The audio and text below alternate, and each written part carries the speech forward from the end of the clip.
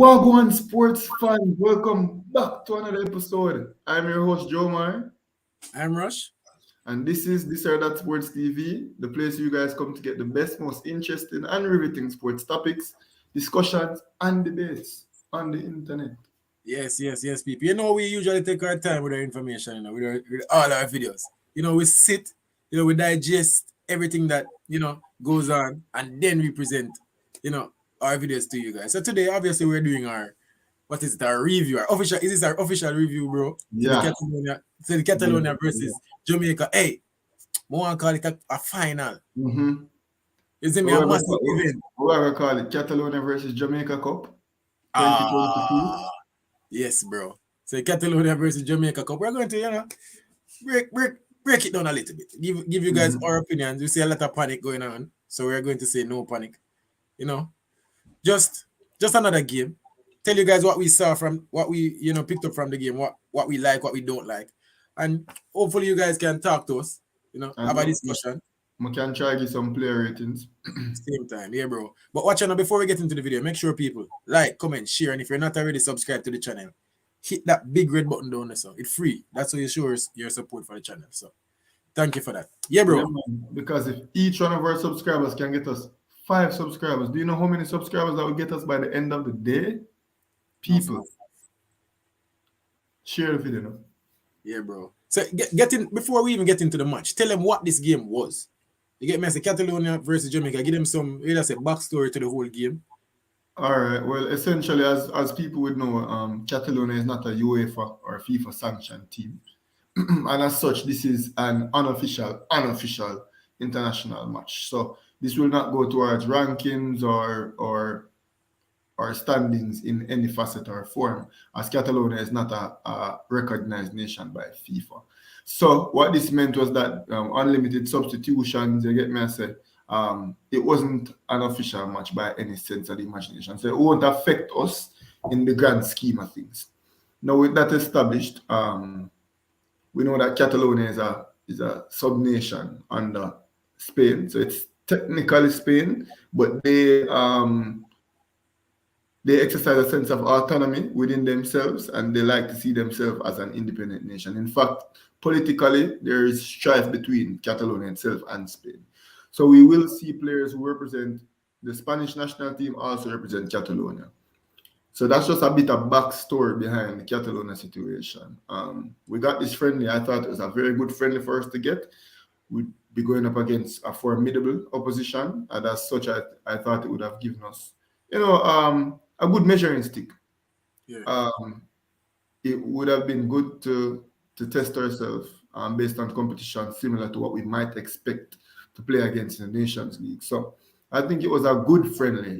Big ups to the JFF for getting a friendly like this. Enough big ups. Respect to respect is due. Yeah.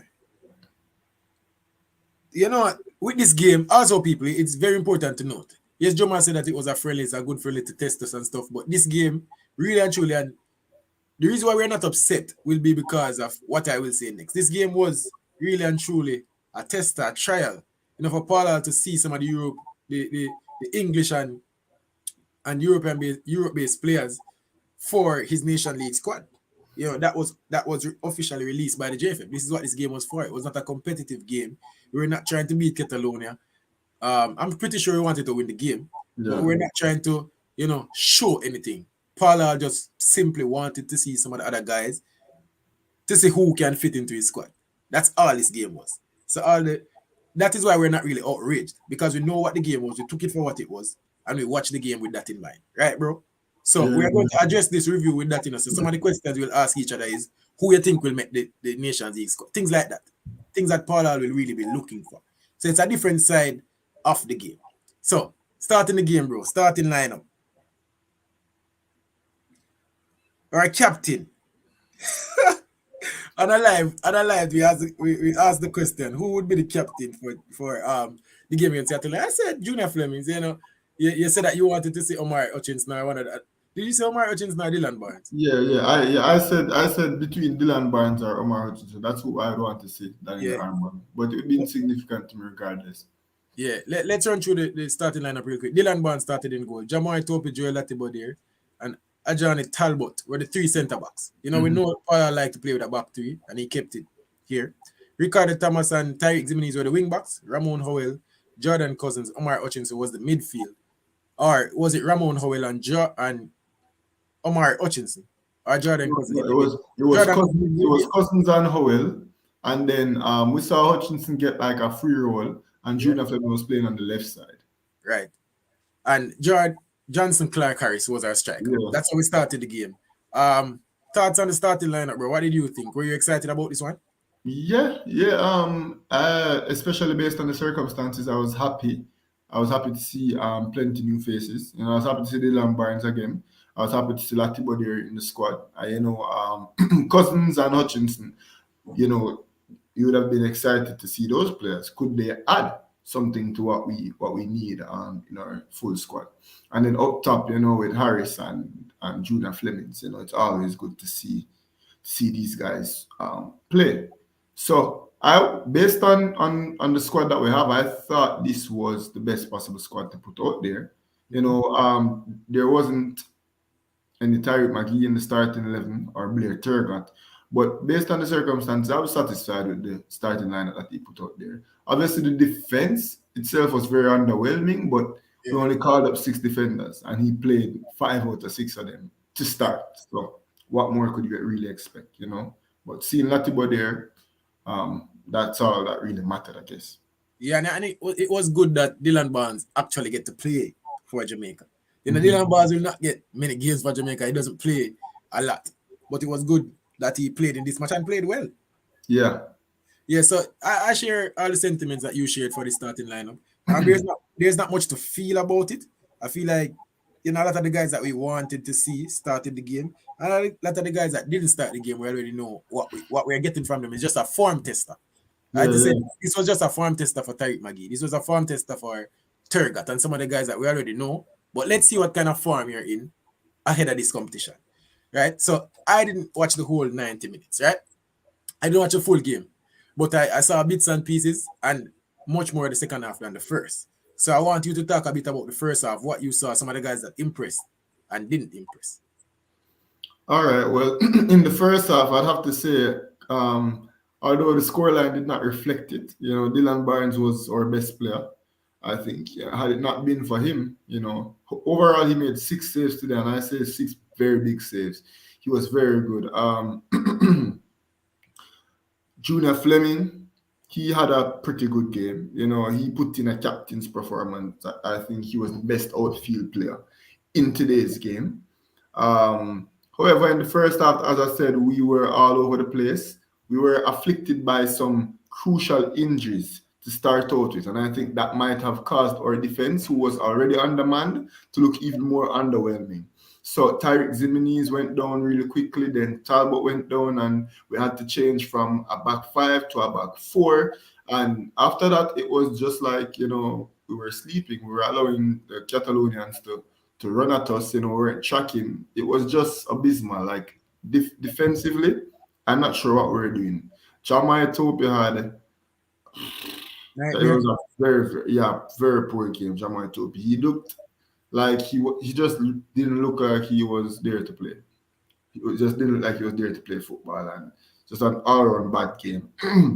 We saw players like Hutchinson in the first half. He didn't get on the ball that much. You know, there were times when he's like, oh, you know, we can see that he has good control. Like, you can see that he's, you know, a professional footballer that plays for Arsenal.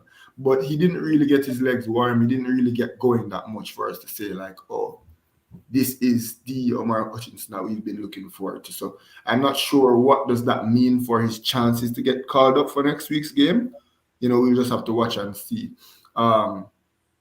Is it Harris that was up top? We saw him. You know, he was working hard.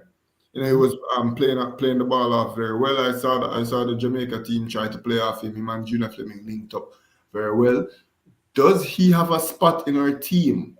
From this game, I can't say that he's any better than, you know, the Andre Grays or so on and so forth. So I'm not sure. And it's not like he's a spring chicken either. You know, he's up there, closer to his 30s. So I don't know if anybody really put a stamp on the game to show me that, yes, they they deserve to be picked from the first half. Cousins had his, we saw him make some passes. We saw him in and out, but the midfield was dominated by Ricky Puig. And we all know that Puig is a young sensation, so we wouldn't have expected anything different. However, he was uncontested. Like, he had the ability to do whatever he wanted, to play whichever pass he wanted. He had all the time in the world to feed De La Feo every single time. So that was the first half. We saw no resistance in the midfield, and we saw no resistance on the back line. But Juna Fleming really was working his tail off. So enough respects to that. Yes, sir. What I'm getting is that we had some bright sparks from, you'd say, the guys who are already involved with the program. So being Junior Flemings and Dylan Barnes. So for the second half, this is where I really watched a lot of the game. Obviously, they made a lot of changes, right? Yeah. Catalonia made a lot of changes. And Jamaica made some changes. But what I saw from Junior Flemings and Tergat going forward, and even Nico Brett, Harris when he came on, Chung, we seem to be breaking them down. Obviously, they got weaker, but we seem to be breaking them down. We got some chances where I feel like Jamaica got 2 or 3 clear chances second half where we should have scored a goal at least. You understand? And then I saw where Dylan Barnes were making some saves in the second half. I'm like, oh, I don't get to see this much. But this is Dylan Barnes is making some saves. Defensively, they were cutting through us again. They were easily getting to the goal, and you could see the difference in pressure. And I'm talking about now the difference in quality I could see was that Jamaica was getting a couple chances where, with a bit of being a bit more clinical, better players in those positions would have bagged those chances. And then you see literally at the end of the pitch, the other end of the pitch, Catalonia got 2 chances. Bang, bang, goal. I'm like, bro, we literally just got 3 chances before they got 2. Why are they 2-0 up in the second half? I don't like this. But again, I didn't watch the first half, so I couldn't tell the players that were that stood out. But in the second half, I'm like, oh, Junior Flemings is playing like he wants a Nations League spot. This looks good. So that's the one player that I saw. I'm not going to be biased. I'm not just going to call players' name just for the sake of it, just because they're players that we're looking out for. But really and truly, Junior Flemings look like the one player that I'm saying, all right, I remember you from this game. Yeah, and as you alluded to in the second half, that was just carryover from the first half. Junior Fleming was the only person who looked like he had any notion of the talent or skill to play football. Like, he was the only person in the attack that seemed like he wanted to make something happen. Like, we saw him have good 1-2 plays, he took a good free kick. So he did put in a captain shift, considering that we were very undermanned and we didn't have that much talent on display. Yeah. All right. So before we close out the video real quick, we're not gonna make it a long one. It's just a review. Want to do some player ratings real quick. You think you can take on that one? Yeah, man. Mama just go through and do some ratings. They probably have to help me with the substitutes off of the bench. Like, just tell me who came on and them thing there. All right. But yeah, so Dylan Barnes conceded 4 goals but made 6 big saves. I think it was very pivotal to keeping this score as low as it was. So I'd go ahead and give Dylan Barnes a 7, my highest rated Jamaican player. So imagine conceding 4 goals and still getting rated that highly. Yeah. Chamai Tope has to be a 2. Like, I don't think Chamai Tope did one thing good, and he played an over-the-top pass. So if I'm not mistaken, I want to say it's Chung, but don't quote me on that. But he played a beautiful pass over the top in the second half. And besides that, he did nothing else all game. Talbot got hurt really quickly. So it's unfair to rate him. Tarek Zimini's got hurt really quickly, unfair to rate him. Thomas, he was getting down the flank, bro, and he was attempting to create chances. And based on his performance, as I said, I'm not a fan of the local-based players making it into our full 23, because I do believe we have enough talent overseas. I'll keep on repeating that. However, if a local-based player is to make the squad, from what we saw today, it would have to be Thomas, the wing back. I'll go ahead and give him a 6. He was not bad. He was not bad considering the circumstance. He was getting forward. He looked like he had intention. I liked what I saw.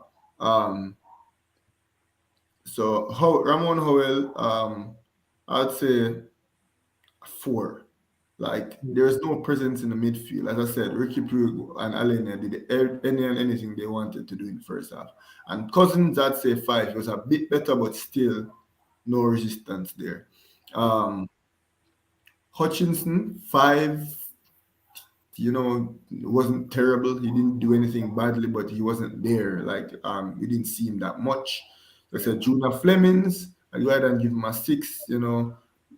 Solid game in the outfield, but he wasn't a world beater.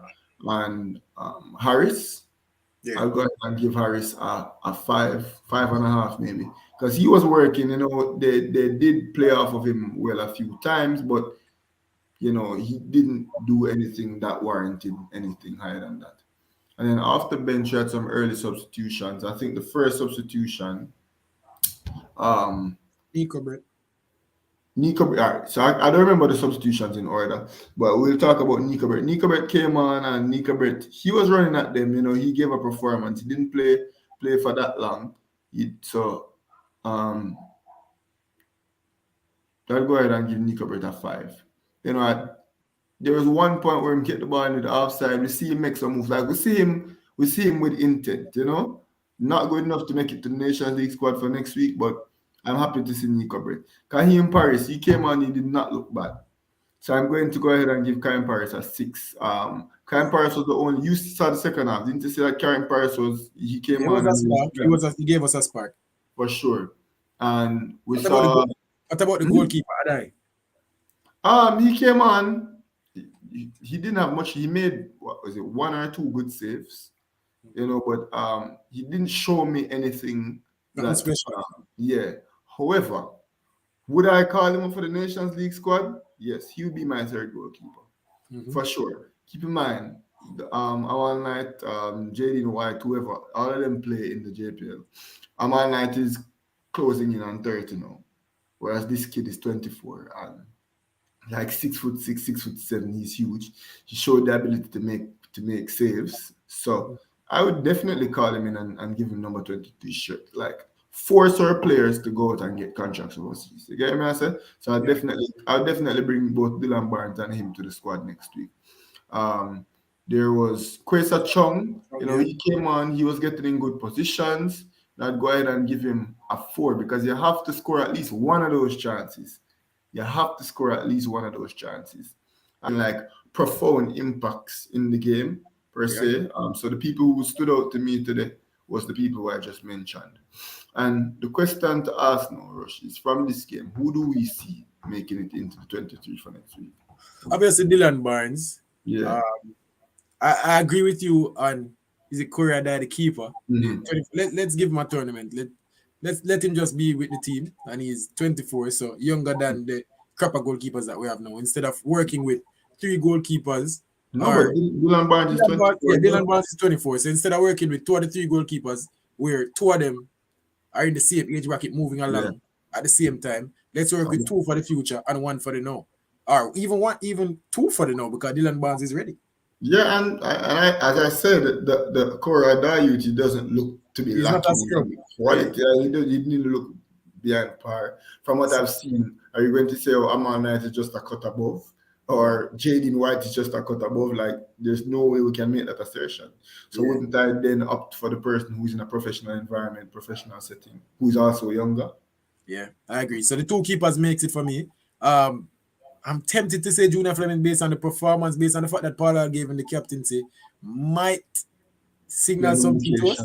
Yeah, it might be an indication that he's in the squad. It might be an indication that he's one of the important players. Other than that, I wanted to see more from Maggie. Hutchinson, I'd probably bring Hutchinson in the midfield, just the same. Other than that, to me, nobody else stood out. But as I said, I didn't see the whole game. So who would you add to that? As I said, I would bring Hutchinson, but not because he had a good game today, but just because he's an 18-year-old prodigy who knows what he might be in 3 years. Like Emil Smith-Rowe at 18 might have been the same level of player, right? And look what Emil Smith-Rowe grew to. by 21 years old.